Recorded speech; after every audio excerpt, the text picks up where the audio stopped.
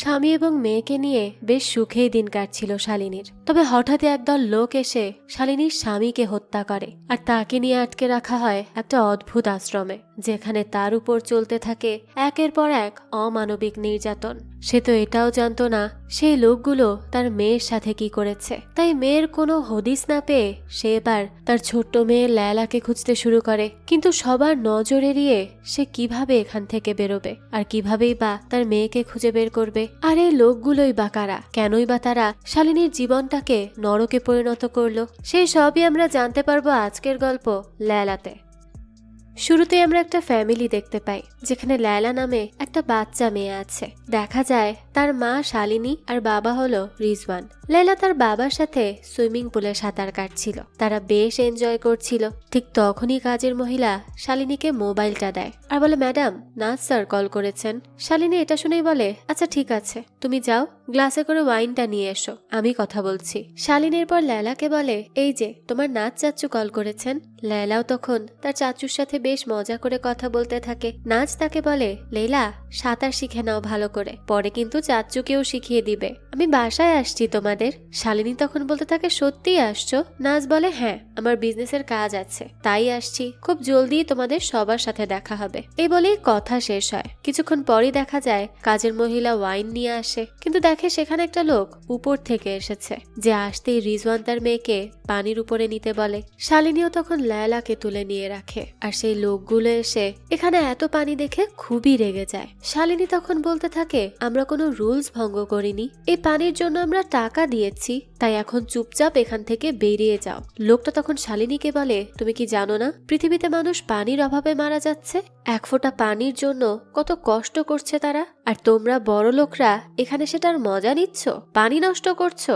তোমাদেরকে এতটুকু লজ্জা করে না? শালিনী তখন এসব শুনে বলে, আমি এগুলো জানতে চাই না, আর আমি তোমাদেরকে ভয়ও পাই না। এই কথা শুনে এবার তো লোকটার রাগ আরো বেড়ে যায়। সে তখন শালিনীকে আচ্ছা মতো মারধর করে, আর সেখান থেকে তুলে নিয়ে যায়, আর রিজওয়ানকে প্রাণে মেরে সেই সুইমিং পুলেই ফেলে যায়। এরা ছিল অনেক বেশি ভয়ঙ্কর।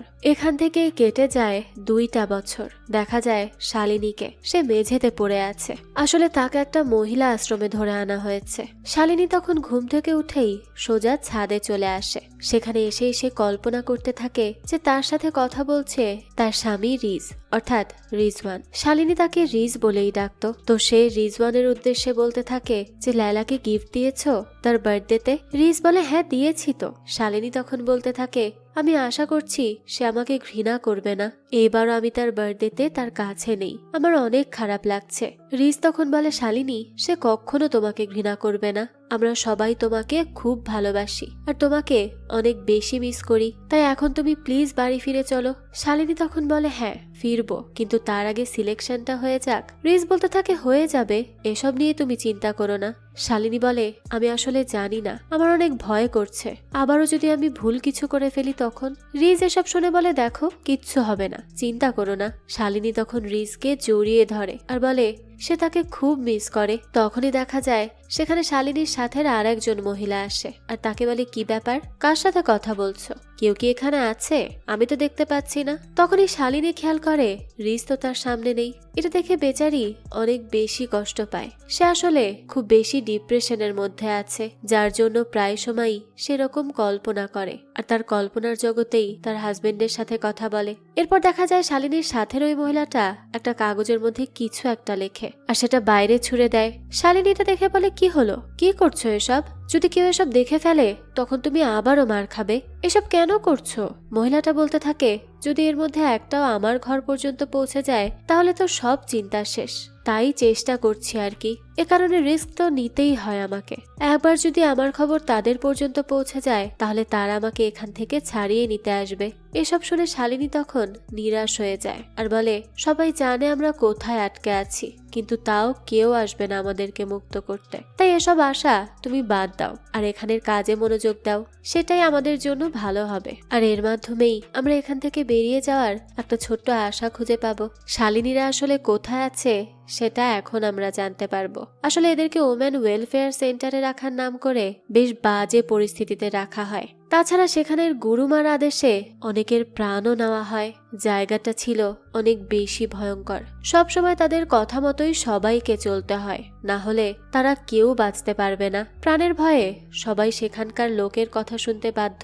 আর এই দৃশ্যটা হচ্ছে পৃথিবীর এমন এক সময়ের দৃশ্য যখন পৃথিবীর সব নিয়ম শৃঙ্খলা অন্যরকম ভাবে চলছে, যেখানে পানির অভাব, খাওয়ার অভাব। এরকমই বাজে এক পরিস্থিতির ফায়দা নিচ্ছে কিছু ভণ্ড আশ্রমের লোকেরা।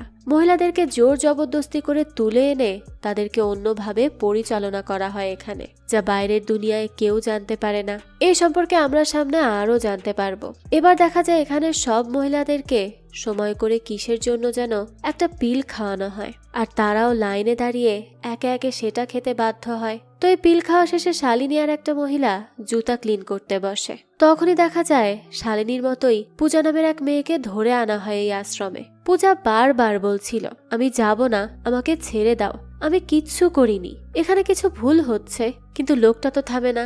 সে পূজাকে নিতা নামের একজনের কাছে আনে। নিতা তখন জিজ্ঞেস করে, নাম কি তোর? পূজা জানায়, আমার নাম পূজা ত্রিপাঠী। দেখুন, এই লোকদের নিশ্চয়ই কিছু একটা ভুল হয়েছে। আমি কোনো রুলস ভঙ্গ করিনি, আমার কাছে সব পেপারস আছে, আমি চাইলে সেগুলো দেখাতেও পারবো। আর না হলে তোমাদের বসকে বলো, আমি কথা বলবো। এখন এই কথা বলার সাথে সাথেই পূজাকে কষে এক থাপ্পড় মারা হয়, আর পরে নিতা তাকে টেনে হিচড়ে নিয়ে যায়। পূজা তখন একভাবে চিৎকার চেঁচামেচি করতে থাকে। আর এই মেয়ের চিৎকার চেঁচামেচি শুনে শালিনীকে সেই মহিলাটা বলে, আমি যখন এখানে আসি তখন 10 দিন টানা কান্না করেছিলাম, আর তুমি? শালিনী এর উত্তরে কিছুই বলে না। সে চুপচাপ তার কাজ করে যায়। হয়তোবা সে টানা কতদিন কান্না করেছে তার কোনোই ঠিক নেই, সেটা হয়তো সে নিজেও জানে না। এরপরই দেখা যায় নিতা শালিনীকে বলে যে এই হচ্ছে আশ্রমের কাপড়, তাকে দিয়ে এসো তো। শালিনী তখন পূজাকে কাপড় দিতে আসে। সেই সময় পূজা বলে, আমাকে কতদিন এখানে থাকতে হবে? 10 দিন, 15 দিন, না 50 দিন? এই সব প্রশ্নের উত্তরে শালিনী কিছুই বলে না, শুধু বলে কাপড়টা পরে নাও। পূজা তখন শালিনীকে জিজ্ঞেস করে, আচ্ছা তুমি কতদিন ছিলে এখানে, বলো না আমাকে। শালিনী জানায়, আমি 2 বছর ধরে রয়েছি। এই 2 বছরের কথা শুনে পূজা খুব ভালোভাবেই বুঝতে পারে যে সে কোথায় এসে পড়েছে। এখান থেকে তো সে সহজে কোনোভাবেই ছাড় পাবে না। তাই সে বলে, আমি তো 2 দিনও এখানে থাকতে পারবো না, আমি কিভাবে আমার হাজবেন্ডকে কল করতে পারি বলো তো? কোনো উপায় আছে কি? আমার তার সাথে কথা বলাটা খুব জরুরি, বলো না প্লিজ। শালিনী তখন পূজাকে পিলসটা দেয় আর বলে, শোনো, কথা কম বলে এটা খেয়ে নাও, এতেই তোমার ভালো। পূজা তখন বলে, কিন্তু কেন?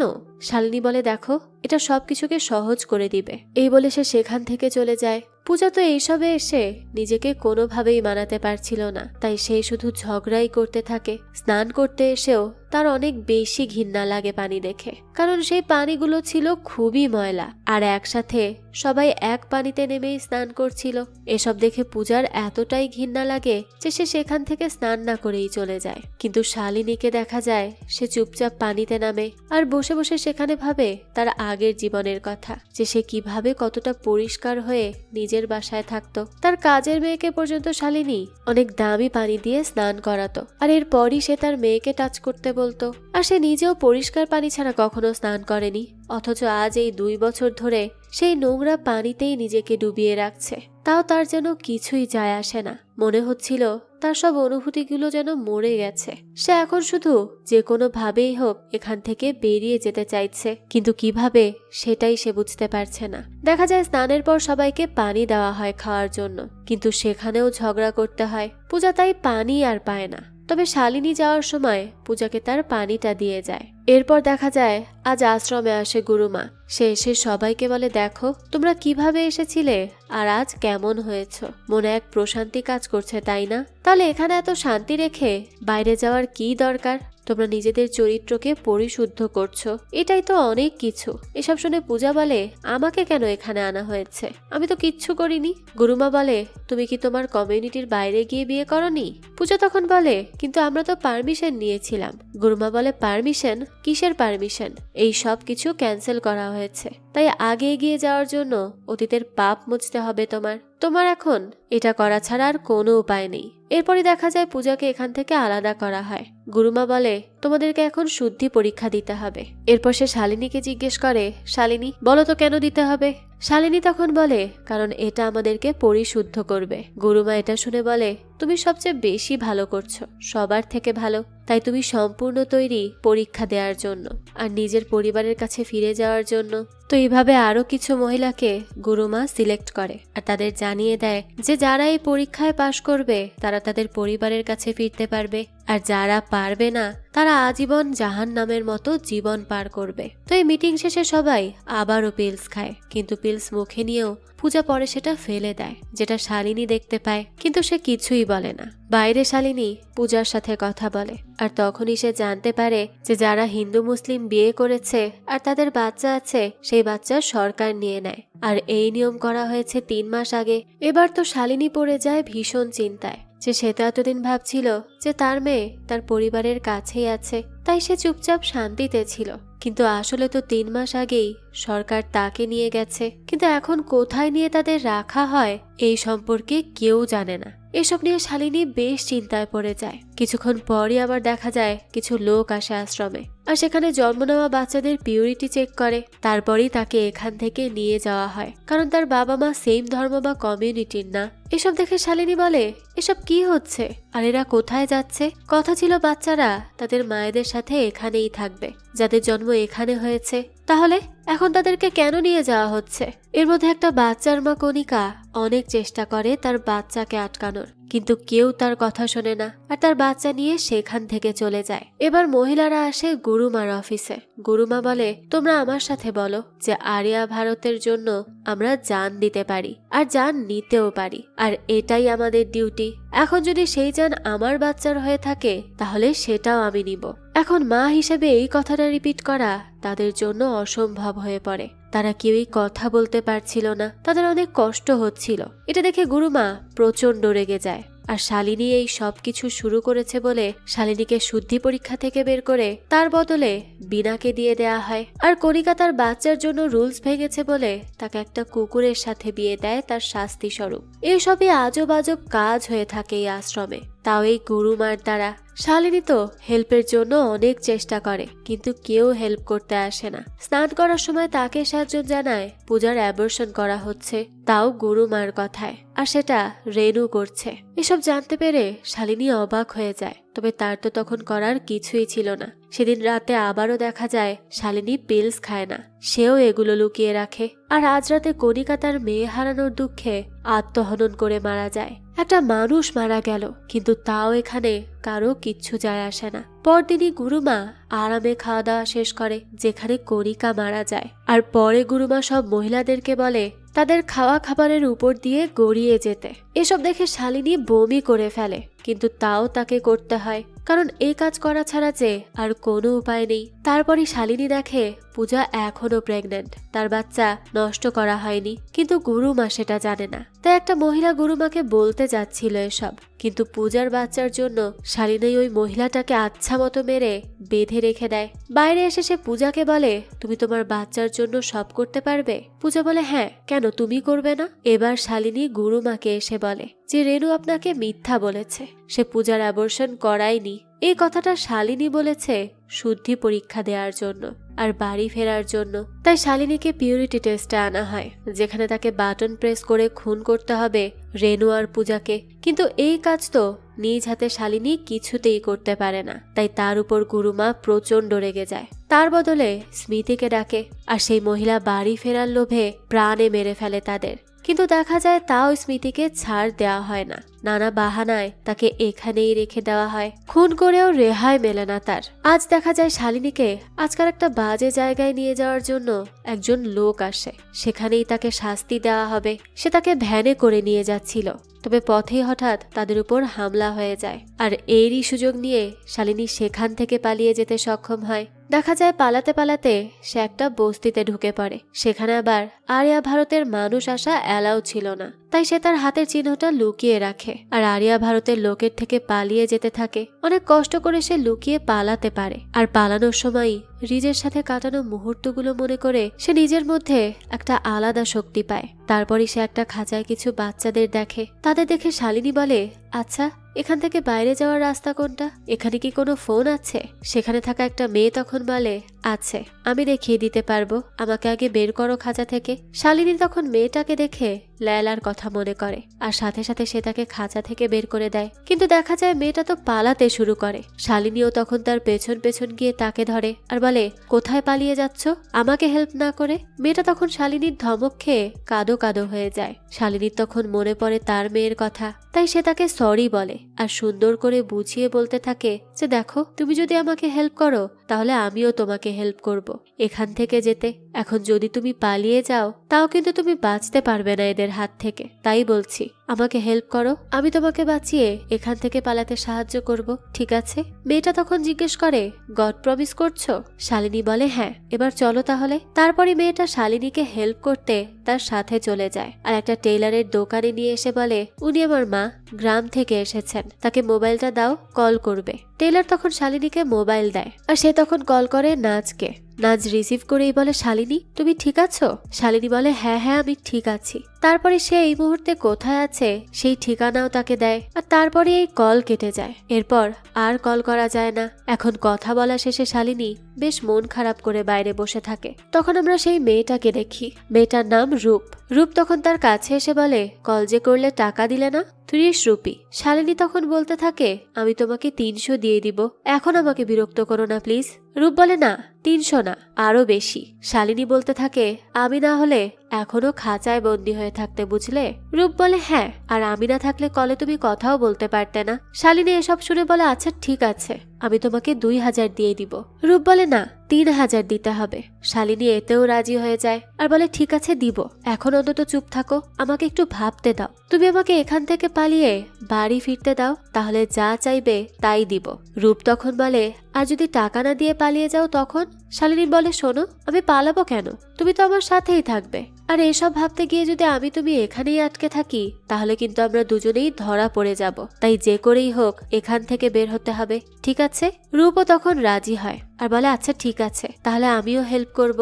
ওইদিকে আরিয়া ভারতের লোকেরা শালিনীকে এখনো খুঁজে চলেছে আর খুঁজতে খুঁজতে তারা সেই টেইলারের দোকানেও চলে আসে আর তার কাছে শালিনীর কথা জিজ্ঞেস করে। তবে লোকটা বলে, না না, সে তো এমন কোনো মেয়ে দেখেনি। এদিকে রূপ যেতে যেতে শালিনীকে বলে যে তাকে তার চাচা এখানে কিভাবে বিক্রি করেছে। শালিনী তখন এসব শুনে বলে, দেখো তোমার যত টাকা লাগবে আমি দিব, একবার আমি ঘরে পৌঁছে যাই তাহলেই আর কোনো কিছুর অভাব হবে না। তো এরপর সে জিজ্ঞেস করে, আচ্ছা তোমার মা বাবার কি খবর, তারা কোথায়? রূপ তো তার মা বাবার কথা শুনেই মন খারাপ করে আর এই কথাটা এড়িয়ে বলে, তুমি কোথায় যাবে, চলো নিয়ে যাচ্ছি আমি, আমাকে ফলো করো। তারপরে একটা ময়লার স্তূপের উপর দিয়ে হেঁটে যেতে থাকে তারা।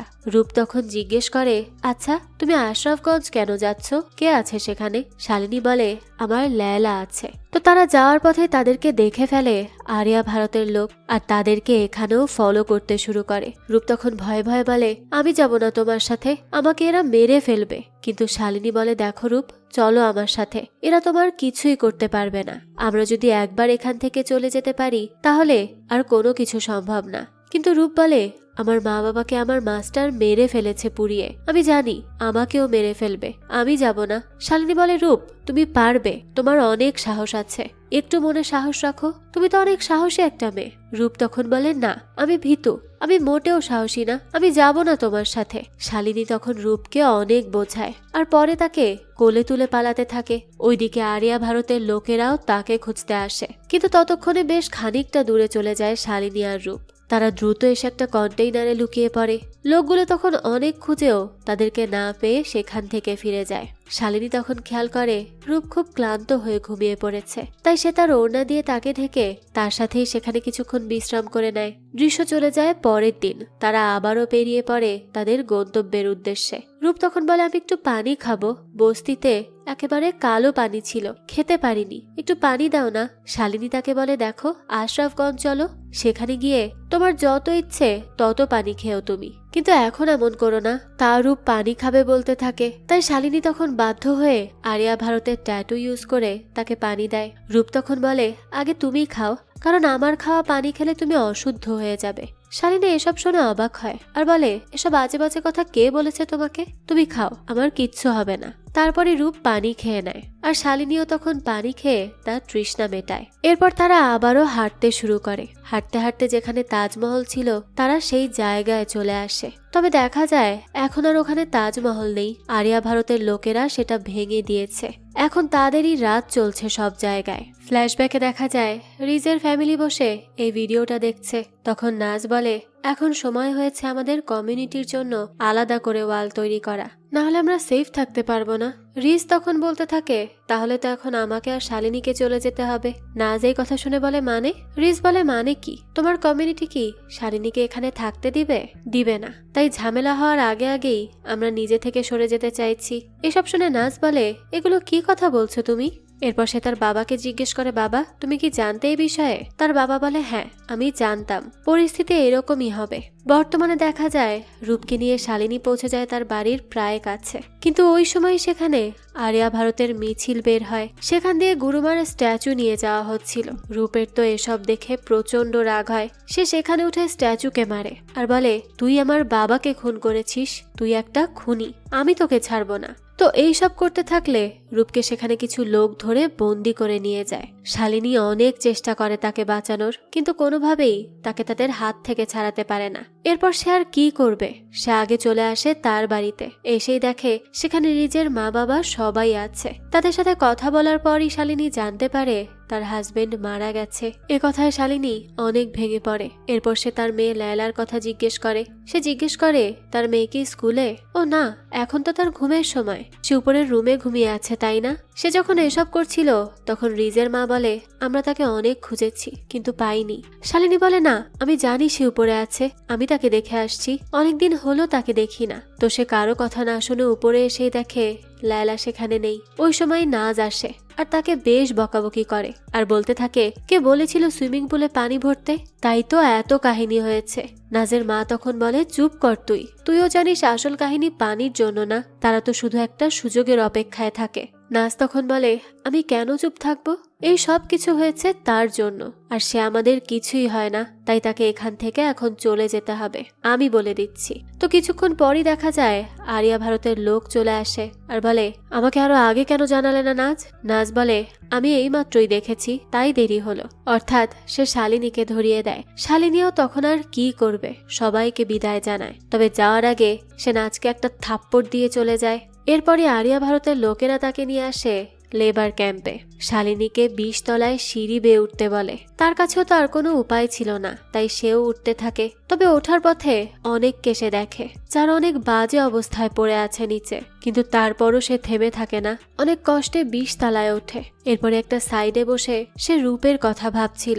রূপ তাকে কত বিশ্বাস করেছিল, কত ভরসা করেছিল, কিন্তু শালিনী তার মেয়ের বয়সী রূপের জন্য কিছুই করতে পারেনি। এই সব ভেবেই তার খারাপ লাগতে থাকে। এরপরই আরিয়া ভারতের লোক ভানুকে দেখানো হয়। সে শালিনীকে নিয়ে আসে একটা বাড়িতে কাজের জন্য।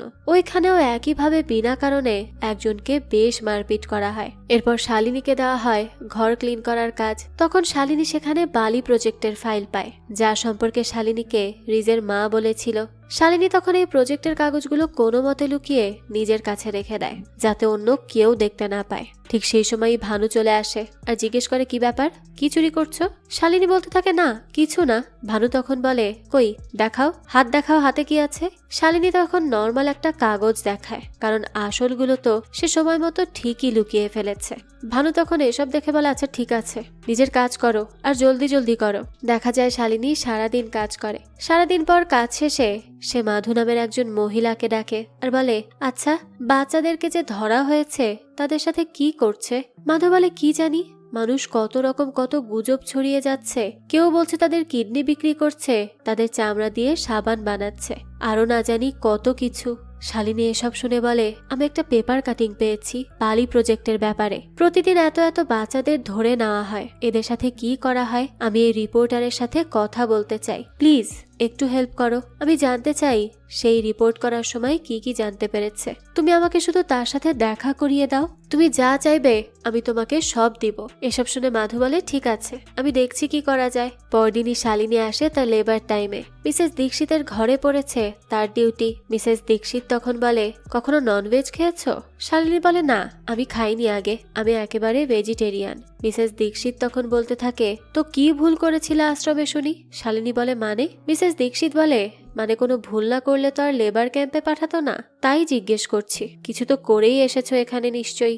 শালিনী তখন বলে হ্যাঁ। তারপর মিসেস দীক্ষিত বলে আচ্ছা, তো তুমি ওয়াশিং মেশিন চালাতে পারো? শালিনী বলে হ্যাঁ পারি। মিসেস দীক্ষিত তখন বলতে থাকে ঠিক আছে, তাহলে করো কাজ, আর বাথরুমে গিয়ে পানি নষ্ট একদম করবে না বলে দিলাম, আর আসার সময় স্নান করেই আসবে, বুঝলে? শালিনী তো তখন কোনো কথারই উত্তর দেয় না, কারণ তার কাছে সবকিছু খুবই অদ্ভুত লাগছিল। কারণ এক সময় সেও তো এই মিসেস দীক্ষিতের মতোই ছিল, আর আজ সে একজন কাজের লোক হয়ে গেল।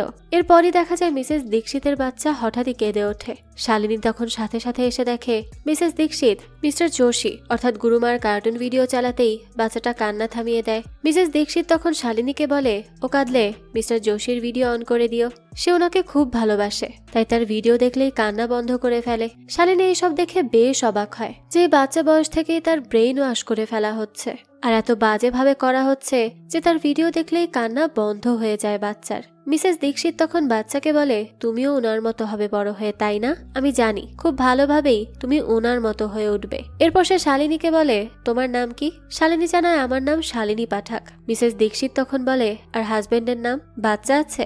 শালিনী বলে না। মিসেস দীক্ষিত তখন জিজ্ঞেস করে তাহলে বাচ্চা সামলাতে পারবে? শালিনী বলে হ্যাঁ আমি পারবো। শালিনী এরপর মিসেস দীক্ষিতকে তার বাচ্চার সাথে খেলতে দেখে। এটা দেখেই তার লায়লার কথা মনে পড়ে যায়। ফ্ল্যাশব্যাকে দেখা যায় শালিনী লায়লার সাথে পার্কে ছিল, লায়লাকে কোলে তুলে স্বপ্না আদর করছিল। তখন শালিনী তখন স্বপ্নাকে বলে কি করছো স্বপ্না? আমি তোমাকে কতবার না বলেছি স্কিনে টাচ করবে না। এরপরই সে লায়লাকে বলে চলো লায়লা পিজা খেয়ে আসি আমরা। দেখা যায় তখন স্বপ্নার এসব দেখে খুব খারাপ লাগতো, ঠিক যেমন এখন শালিনীর লাগছে। শালিনী তখন রিয়েলাইজ করে তার কাজের মহিলার সাথে সে ঠিক আচরণ করেনি। তারও এমন ভাবেই খারাপ লাগতো যখন শালিনী তার সাথে রাগ করে কথা বলতো। যাক, শালিনীর পর চুপচাপ রুম মুছতে শুরু করে। ওই সময়ই দেখা যায় এই বাড়ির মালিক হেঁটে যায় আর মোছা জায়গা আবারও ময়লা করে ফেলে। শালিনী এতেও কিচ্ছু বলে না, চুপচাপ আবারও সেই জায়গা মুছতে থাকে। এভাবেই সেই বাড়িতে কাজ করে যাচ্ছিল। আজ রাতে শালিনীকে মাধু ঘুম থেকে তোলে আর বলে আমি তোমার রিপোর্টারকে পেয়েছি। শালিনী তখন খুবই খুশি হয় আর বলে সত্যি? কোথায় সে? মাধু জানায় লেবারে কাজ করছে, সরকারের বিরুদ্ধে কাজ করেছে তো তাই শাস্তি তো নিশ্চিত ছিল। তুমি তার সাথে দেখা করতে পারবে এক শর্তে। শালিনী তখন বলে কি সেটা? মাধু বলে তুমি এই সিকিউরিটি ক্যামেরাটা মিসেস দীক্ষিতের রুমে লাগিয়ে রাখবে। শালিনী এই কথা শুনে বলে সেটা কিভাবে হবে?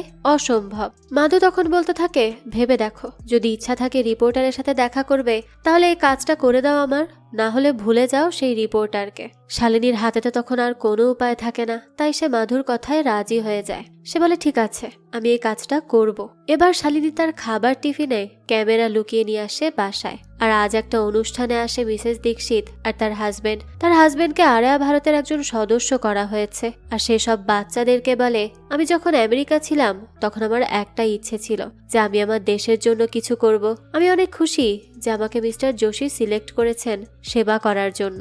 আর আমার একটা ম্যাজিক দেখাই তোমাদের, যেখানে ফ্রেশ বাতাস পাবে, ফ্রেশ পানি পাবে, আর যা যা পাওয়া প্রয়োজন সব পাবে। আর আমি তা করব এই কমিউনিটির মাধ্যমে। আর এই কমিউনিটির হওয়াতে সবারই নিজেদেরকে ভাগ্যবান ভাবা উচিত। তো এইসব মিটিং এর মধ্যে হঠাৎ করে দেখা যায় মিসেস দীক্ষিতের বাচ্চা কান্না করতে থাকে। তাই শালিনীকে বলা হয় তাকে নিয়ে বাসায় চলে যেতে। শালিনীও তাকে নিয়ে বাসায় যাচ্ছিল।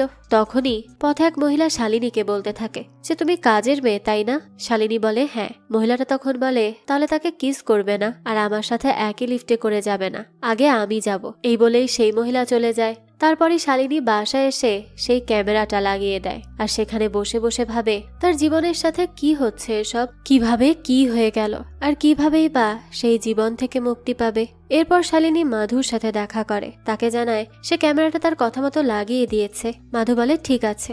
শালিনী তখন বলতে থাকে হচ্ছে কি রেকর্ড? মাধু বলে আমি সেটা জানি না, যদি নিজের মেয়েকে চাও তাহলে মিস্টার দীক্ষিতের উপর নজর রাখো, কারণ এই লোক কিছু বড় পরিকল্পনা করছে। যদি তাকে একবার হাতে নাতে আমরা ধরতে পারি তাহলে অনেক বড় রিওয়ার্ড পাবো। তো পরদিনই শালিনী চলে আসে মিসেস দীক্ষিতের সাথে শপিং মলে। তখনই তাদের বাচ্চা কান্না করলে মিস্টার দীক্ষিত চলে যায় সেখান থেকে, আর শালিনী বাচ্চাটাকে মিসেস দীক্ষিতের কাছে দেয় আর বলে আমি একটু বাথরুম থেকে আসছি ম্যাডাম। মিসেস দীক্ষিত তখন বলে দেখছো সে কাঁদছে, আর এখনই তোমাকে যেতে হবে? শালিনী বলে আমি জলদি চলে আসবো ম্যাডাম।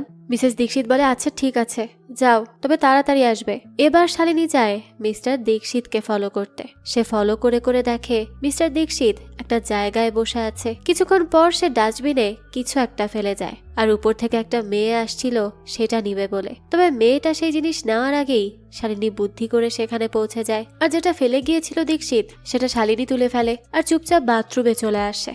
এরপরই সে কিছুক্ষণ বাথরুমে থেকে বাইরে বেরিয়ে আসে। দেখা যায় আজকের মতো সে তার কাজ শেষ করে ক্যাম্পে ফিরে আসে।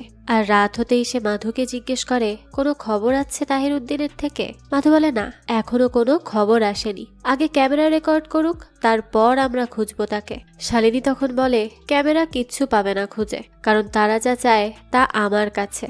মাধু এটা শুনে অবাক হয়ে যায় আর বলে কি আছে তোমার কাছে? শালিনী তখন জানায় আমার কাছে একটা প্যাকেজ আছে। মাধু বলে প্যাকেজ? কিসের প্যাকেজ? কি হলো বলো? শালিনী তখন বলতে থাকে আগে তাহির উদ্দিন, তারপর প্যাকেজ দিব। মাধু বলে যদি তুই আমার বন্ধু না হতি তাহলে তোকে এখানেই মেরে দিতাম। এর উত্তরে শালিনী বলে হ্যাঁ আমিও তাই করতাম, সে কারণেই বলছি এই বন্ধুত্ব খারাপ করিস না, আর আমাকে দিয়ে দে, আমি যা বলছি। আমিও তাহলে তোকে তোর জিনিস দিয়ে দিব।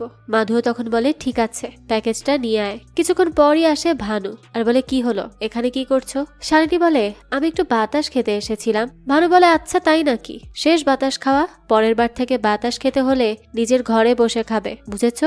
শালিনীও তখন বলে আচ্ছা ঠিক আছে। এই বলেই সে চুপচাপ সেখান থেকে চলে যায়। তারপরই সে ঘরে বসে বসে কল্পনা করে যে তার মেয়ে তার কাছেই আছে, সে তার মেয়েকে খুব মিস করছিল। দৃশ্য চলে যায় পরের দিন। কাজে এসে শালিনী শুনতে পায় মিস্টার দীক্ষিত কলে কাউকে বলছে যারে কি বলছো, সে পায়নি ওই প্যাকেজ? ওই মেয়েটা আমার পরেই ছিল, আমি ফেলে এসেছি এটা, তার তো পাওয়ার কথা, আমি তো বুঝতেই পারছি না কি হলো। চিন্তায় চিন্তায় আমি শেষ হয়ে যাব। সেই সময় শালিনী এসে বলে স্যার কাপড়। মিস্টার দীক্ষিত বলতে থাকে আচ্ছা আচ্ছা দাও আমার কাছে দাও। এই বলেই সে চলে যায়। পরে শালিনী কম্পিউটারে সার্চ করে রিপোর্টার তাহির উদ্দিন সম্পর্কে, আর ঠিক ওই সময় কলিং বেল বেজে ওঠে। শালিনী দ্রুত দরজা খুলে দেয়। দেখা যায় মিস্টার শ্রীবাস্তব এসেছে। তাকে দেখে মিস্টার দীক্ষিত বারবার জিজ্ঞেস করছিল আপনি হঠাৎ, কি হয়েছে মিস্টার শ্রীবাস্তবজি? শ্রীবাস্তব তো কিছুই বলে না আর চলে যায় বাচ্চাকে দেখতে। মিসেস দীক্ষিত তো ভীষণ ভয় পেয়ে যায় যে এখন না জানি কি হবে, তার ছেলে প্রাসাদকে কি নিয়ে যাবে। মিসেস দীক্ষিত অনেক ভালো ভালো কথা বলে কিন্তু তাও কিচ্ছু হয় না। মিস্টার শ্রীবাস্তব এসে মিস্টার দীক্ষিতকে তার সাথে করে নিয়ে যায়, তবে তাকে কেন নেওয়া হয় সেটা কেউ জানে না। কিন্তু মিসেস দীক্ষিত তো ভালো করেই বুঝতে পারে কিছু একটা তো ভুল অবশ্যই হয়েছে, হয়তোবা এখন তার ছেলেকেও নিয়ে যাবে এসে। তাই সে দ্রুত একজনকে কল করে হেল্পের জন্য। ওই সময় সেখানে শালিনী চলে আসে আর আগে ক্যামেরা সরায়। এরপর বলে কি হয়েছে? মিসেস দীক্ষিত তো খুব ভয় পায় আর বলে আমি আমার ছেলে প্রাসাদকে দিব না, আমি তাকে জন্ম দেইনি তো কি হয়েছে, সে আমারই ছেলে, আমি তাকে কারো কাছে দিব না, আমি তাকে ভালো লাইফ দিয়েছি, সে আমার ছেলে, প্লিজ নিয়ে যেও না। শালিনী তখন অবাক হয়ে যায় আর বলে মানে কে তার মা বাবা? মিসেস দীক্ষিত জানায় আমি জিজ্ঞেস করিনি তাদেরকে, আমি শুধু তার মা হয়েছি, বাকি কিছু আমি জানি না, আমি তাকে কিনেছিলাম। শালিনী কথা শুনে বলে মানে বাচ্চা কিনেছিলে? মিসেস দীক্ষিত বলে আসলে আমি অনেকবার মা হতে চেয়েছি কিন্তু কোনোভাবেই পারছিলাম না। তখনই তারা আমাকে মিক্স বাচ্চার লিস্ট দেখায় আর আমার তখন এই ছেলেটাকে পছন্দ হয়, তাই তাকে আমি আমার ছেলে হিসেবে নিয়ে আসি। শালিনী এসব শুনে বলে ও তাহলে তারা মিক্স বাচ্চাদেরকে সেল করে? তো এরপরই সে মিসেস দীক্ষিতকে জিজ্ঞেস করে যে আপনি কি কখনো জিজ্ঞেস করার চেষ্টা করেননি যে তাদের মা বাবাকে? মিসেস দীক্ষিত বলে তাতে কি হতো, আমি যদি তাকে না কিনে আনতাম তাহলে তাকে প্রজেক্ট বালিতে দিয়ে দিত, আমরা তো তাকে বাঁচিয়েছি। শালিনী এই কথা শুনে বলতে থাকে আপনারা তাকে নিজেদের ফায়দার জন্য বাঁচিয়েছিলেন, যদি তাকে যেতে দিতেন তাহলে হয়তোবা সে তার মা বাবাকে পেত, না জানি তার মায়ের কি অবস্থা, তো কোথা থেকে আনলেন তাকে? তখন মিসেস দীক্ষিত সত্যি বলে আর সরিও বলে। এরপরই তারা দুজন মিলে এখান থেকে চলে আসে অন্য একটা জায়গায়। মিসেস দীক্ষিত সেখানে এসে খুব ভয় পাচ্ছিল। যদি তারা তার হাজবেন্ডকে প্রেসার দেয় প্রাসাদের ব্যাপারে সত্যি বলতে, তখন তারা কি করবে, কিভাবে বাঁচবে? ওই সময় সেখানে মুখ ঢেকে চলে আসে ভানু। ভানু এসে শালিনীকে দেখে শকড হয়ে যায়। ভানু তখন মিসেস দীক্ষিতকে বলে, আপনার হাত থেকে চিপটা বের করতে হবে। শালিনী তখন উঠে বাথরুমে যায়, আর সেখানে গিয়ে সে কিছু একটা করে। এখানে ভানু যখন যাচ্ছিল তখনই সে লুকিয়ে লুকিয়ে যাচ্ছিল, কারণ হয়তোবা সে আরিয়া ভারতের বিরুদ্ধে গিয়ে হেল্প করছে বলে। তাই মিসেস দীক্ষিত তখন তার থেকে হেল্প নিয়ে বেঁচে যাচ্ছিল, যদিও বা ক্যামেরা বন্দি হচ্ছিল সবকিছু, কিন্তু যেহেতু মুখ ঢাকা ছিল তাই তাকে ধরারও কোনো ওয়ে ছিল না। আর গাড়িটা ড্রাইভও করে শালিনী, সেই জন্যই ভানু সাথে করে শালিনীকে আসতে বলে। তবে সামনে সে শালিনীর সাথে কি করবে সেটা তো আমরা পরবর্তীতেই দেখব, কারণ এই লোকের কোনো ভরসা নেই। পরে মিসেস দীক্ষিত এবং শালিনীকে সহ ভানু চলে যায় একটা জায়গায়। সেখানে এসেই ভানু বলে, শালিনী তুমি ভেতরে অপেক্ষা করো, আর কোথাও যাবে না কিন্তু। শালিনীও বলে ঠিক আছে। এদিকে মিসেস দীক্ষিত আর তার ছেলেকে একটা গাড়িতে তুলে নিয়ে আসে ভানু। এসে শালিনীকে বলে, বাইরে আসো। শালিনীও তখন ভয়ে ভয়ে বাইরে আসে। তার কেন যেন মনে হচ্ছিল তার সাথে কিছু খারাপ হতে চলেছে। ভানু তখন চুপচাপ তার কাছে আসে আর বলে, আম সরি শালিনী। শালিনী তো বুঝতেই পারছিল না এ লোক তাকে কেন সরি বলছে। তখনই ভানু পেছন ফিরে বলে, তুমি জানো তো তুমি অনেক দূর চলে এসেছো, তোমার এত কিছু করার দরকার ছিলই না, আর এত কিছু জানারও প্রয়োজন ছিল না, তাই এখানেই তোমার সময় শেষ হতে চলেছে। এই বলেই সে শালিনীর দিকে বন্দুক তাক করে, অর্থাৎ তারা চাইছে কোনো প্রমাণ থাকবে না, তাই তারা তাকে প্রাণে মেরে ফেলতে চাইছে। এরপর দেখা যায় শালিনী ভানুর সামনে হাঁটু গেড়ে বসে আর বলতে থাকে, ভানু প্লিজ আমাকে শুট করো না, আমাকে দয়া করে ছেড়ে দাও। আর এখানে আমার দোষ কিভাবে হলো বলো? আমি তো শুধু তোমাদেরকে হেল্প করছিলাম। তোমরা বলেছিলে সিক্রেট ক্যামেরাটা মিস্টার দীক্ষিতের ঘরে লাগাতে, আর আমি তো সেই মতনই সবকিছু করেছি ভানু। তাহলে কেন আমার সাথে তোমরা এমন করছো? ভানু তখন বলে, কে বলেছিল ক্যামেরা লাগাতে? শালিনী বলে, কেন মাধু বলেছিল। ভানু তখন বলে, ভেবেচিন্তে বলো কে বলেছিল। শালিনী তখনও বলতে থাকে, আমি মাধুকে বলেছিলাম একটা প্যাকেজের ব্যাপারে। ভানু তখন জিজ্ঞেস করে, তো সেই প্যাকেজটা কোথায়? শালিনী তখন প্যাকেজ কোথায় সেটাও বলে, কিন্তু ভানু কল করে জানতে পারে সেখানে সেই প্যাকেজ নেই। ওই সময় শালিনী সুযোগ বুঝে ধুলো ছুড়ে দেয় ভানুর দিকে। এরপরই সে কোনো মতে সেখান থেকে গাড়িতে করে পালায়। শালিনী অনেক চালাকির সাথে চলে আসে মিসেস দীক্ষিতের বলা আইভিএফ সেন্টারে, যেখান থেকে সে তার ছেলেকে পেয়েছিল, আর তারাই বাচ্চা বিক্রি করে থাকে আইভিএফ এর আড়ালে। তো শালিনী সেখানে এসে দেখে এখানে ডাক্তার তো অন্য কেউ নয়, বরং সেই লোক যে তার ফ্যামিলির উপর আক্রমণ করেছিল, যে তার হাজবেন্ডকে মেরে ফেলেছে আর মেয়েকে কিডন্যাপ করেছে, আর তার নাম এখানে ডাক্তার রাকেশ। এসব দেখে শালিনীর তো মাথায় কাজ করে না, সে কি করবে কিচ্ছু বুঝতে পারছিল না। তবে সে এতটুকু বেশ বুঝতে পারে যে তার মেয়ের সাথেও খারাপ কিছু হয়েছে, কিন্তু কি করা হয়েছে এটা সে নিশ্চিত নয়। এরপরে সে সেখান থেকে কোনো মতে বাইরে আসে। শালিনী তো তখনও এইসব নিয়েই ভাবছিল। সেই সময় সে আবারও রিজকে কল্পনা করে। দেখা যায় রিজ তাকে বলছে, এখন কি করবে শালিনী? শালিনী তখন বলে, এই লোকটাই সে যে আমাদের জীবন নষ্ট করেছে, আর লায়লা তার কাছেই আছে। রিজ তখন বলে, সে না আসলে আজ আমরা সবাই একসাথেই থাকতাম। শালিনী তখন বলে, আমি কালই যাব আর তাকে জিজ্ঞেস করব লায়লা কোথায়, তারপর আমি তাকে মেরে ফেলবো। আমি তাকে কোনোভাবেই ছাড়বো না, তার জন্যই আমাদের সবকিছু শেষ হয়ে গেল। তো এর কিছুক্ষণ পরই দেখা যায় সেখানে পুলিশ আসে আর শালিনীকে জিজ্ঞেস করে, কি ব্যাপার, অবৈধভাবে পার্কিং কেন করেছো? শালিনী বলে, আসলে আমাকে আমার ম্যাডাম বলেছেন এখানে অপেক্ষায় থাকতে, আমার কোনো দোষ নেই। পুলিশ তখন ডেকে আনে ভানুকে আর বলে, তুমি তার ম্যানেজার, দেখো তার ক্রাইম, আর কাল থানায় সাথে করে আসবে বলে দিলাম। এই বলে পুলিশ সেখান থেকে চলে যায়। এরপরই শালিনীকে নিয়ে ভানু লেবার ক্যাম্প গাড়িতে ওঠে। ভানু বলতে থাকে, তুমি কি জানো সেই প্যাকেজে কি আছে? শালিনী বলে, না আমি জানি না, আর আমি জানার চেষ্টাও করিনি। ভানু তখন বলে, হ্যাঁ তাই তো, চেষ্টা কেন করবে? তোমাদের মতো মানুষের কি যায় আসে অন্য সব মানুষ মারা গেলে? তো প্যাকেজ কোথায় আছে? শালিনী বলে, চাঁদে আছে, যাও গিয়ে খুঁজে নাও। কিছুক্ষণ আগেও তুমি আমাকে মারার কথা ভাবছিলে, আর এখন এইসব কথা বলছো, আর এটাও আশা করছো আমি তোমাকে বলে দিব? ভানু তখন বলে, মারতে চাইলে তোকে মেরেই দিতাম, এতক্ষণ অপেক্ষা করতাম না পালানোর জন্য, তবে পরের বার পাক্কা তোকে গুলি করে দিব। এই কথা শুনে শালিনী বলতে থাকে, তাই নাকি? তো এতে করে কি তুমি ওই প্যাকেজ পেয়ে যাবে? একটা কথা আমি বলছি শোনো, কাল আমাকে কমার্শিয়াল সেক্টরে দিয়ে আসবে, আর এটা করলেই তুমি সেই প্যাকেজটা পাবে, তাছাড়া সেই প্যাকেজের হদিস আমি দিব না। তারপরই শালিনী গাড়ি থেকে নেমে যায় আর বলে তারা আমাদেরকে আবারও পুলিশ স্টেশনে ডেকেছে, তাই যদি এর মধ্যে আমাকে মারো তাহলে কিন্তু তুমি নিজেই অনেক বড় বিপদে পড়ে যাবে, মনে থাকবে তো? এ কথা শুনে ভানু আর কিছু বলতে পারে না। শালিনীও তখন লেবার ক্যাম্পে চলে যায়। ক্যাম্পে আসার পরই শালিনীকে মাধু বলতে থাকে, আরে শালিনী, তুমি তো সেরা, মিস্টার দীক্ষিতকে ধরিয়ে দিলে, খুব ভালো কাজ করেছো। এখন প্যাকেজটা এনেছো কি? শালিনী বলে, কাল সকাল সকাল আমাকে কমার্শিয়াল সেক্টরে যেতে হবে, তাই আমার তোমার জবটা চাই। মাধবের কথা শুনে অবাক হয়ে বলে, কেন, কি করবে সেখানে? শালিনী বলতে থাকে, আমি ওই তাহির উদ্দিনকে পেয়ে গেছি, তাই আমাকে তোমার জবটা দাও, বাকি কাজ আমি নিজেই করে নিব। মাধু তখন বলে, ঠিক আছে, জব আইডি পেলে আমরা চেঞ্জ করে নিব। শালিনী তখন বলতে থাকে, আর যদি কেউ বুঝতে পারে তখন তখন কি হবে? মাধু বলে, তাহলে আর কি, তখন শুট করে দিও, কারণ আমরা লেবার ক্যাম্পের মানুষ, আমরা খুন করলেই বা কি আর না করলেই বা কি। যাক, এরপরই দেখা যায় রাতের বেলায় ভানু ক্যাম্পে সার্চ চালায়, আর সেখানে মাধুকে ধরে নিয়ে যায় একটা ক্রাইমের জন্য। হয়তোবা সেই কাজ করে শালিনীকে সাবধান করলো যে শালিনীও বেশি বাড়াবাড়ি করলে তাকেও সে ছাড়বে না। এখন যেহেতু শালিনী মাধুর আইডি কার্ড বদলাতে পারবে না, তাই সে অন্য পথ অবলম্বন করে। সে কাজে এসে সুধা নামের এক মহিলার ডিউটি আইডি কার্ড নেয়, আর সেটা নিজের আইডি কার্ডের সাথে বদলে দেয়। শালিনীকে এরপর ভানু বলে, তুমি তাহলে সুযোগ পেয়ে গেলে? শালিনী বলতে থাকে, আমাকে তুমি কিছু করেই থামাতে পারবে না, আমার কাজ আমি করেই ছাড়বো। ভানু তখন বলে, তোমাকে এখনো আমি শেষ অপশন দিচ্ছি, বলে দাও কোথায় সেই প্যাকেজটা। শালিনী বলতে থাকে, আগে আমাকে কমার্শিয়াল সেক্টরে পৌঁছে দাও, তাহলেই তুমি তোমার প্যাকেজ পেয়ে যাবে, আমি তো আগেই বলেছি। ভানু বলে, আচ্ছা ঠিক আছে, এই যদি তোমার ইচ্ছা হয়ে থাকে তাহলে চলো, নিয়ে যাচ্ছি। তো এবার সে তাদেরকে নিয়ে আসে পলিটিক্যাল সেক্টরে, যেখানে তাদেরকে 7 দিন থাকতে হবে। শালিনী তো ভাবছিল সে কিভাবে এখান থেকে বের হবে, তাই সে এখানের মালিকের সামনে গিয়ে একটা কাজ করে। সে হঠাৎই চায়ের কাপ দিতে গিয়ে কাপ সহ চা ফেলে দেয়, আর বলতে থাকে ভুল হয়ে গেছে, সে বুঝতে পারেনি। তাই মালিক তখন ভানু ম্যানেজারকে ডাকে আর বলে, এ কাকে দিয়েছো কাজে, ঠিকমতো কাজই তো করতে পারে না, আমার এত দামি কাপটা খারাপ করে দিল।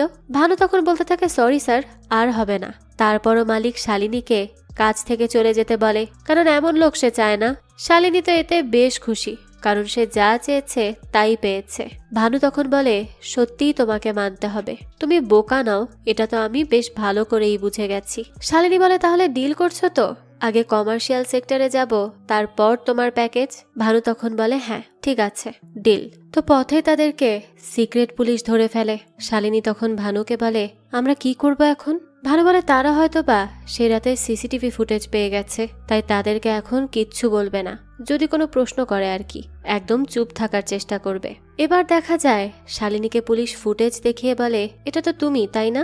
শালিনী বলে, হ্যাঁ। পুলিশ তখন বলে, আর মিসেস দীক্ষিতের কাছে বাচ্চাটা কার? শালিনী জানায়, ম্যাডামেরই। পুলিশের পর বলতে থাকে, আচ্ছা, আর যে ছেলেটা মাস্ক পরে আছে সে কে বলো তো?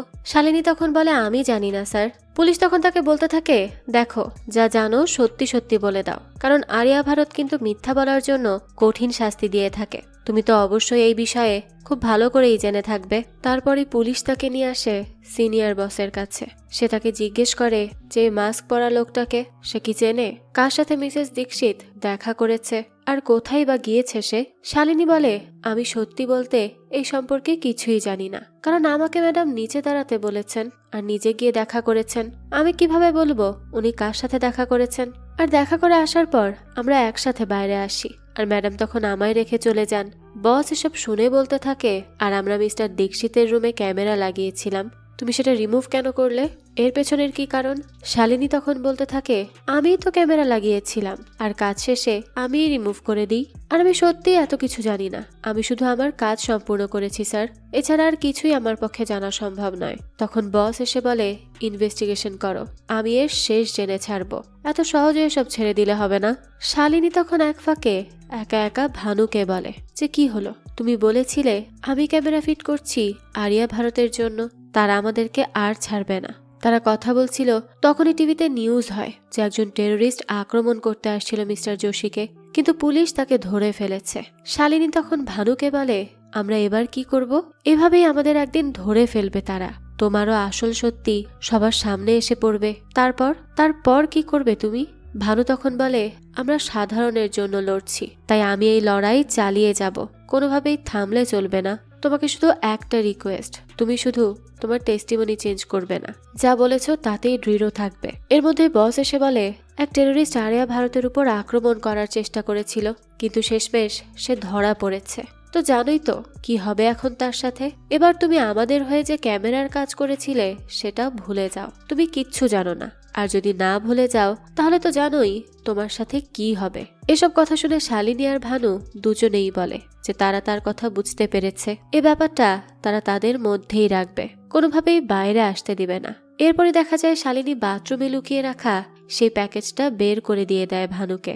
ভানু তখন সেখান থেকে একটা চিপ বের করে আর সেটা ওপেন করে, যেখানে মিস্টার দীক্ষিত একটা ভিডিও রেকর্ড করেছে।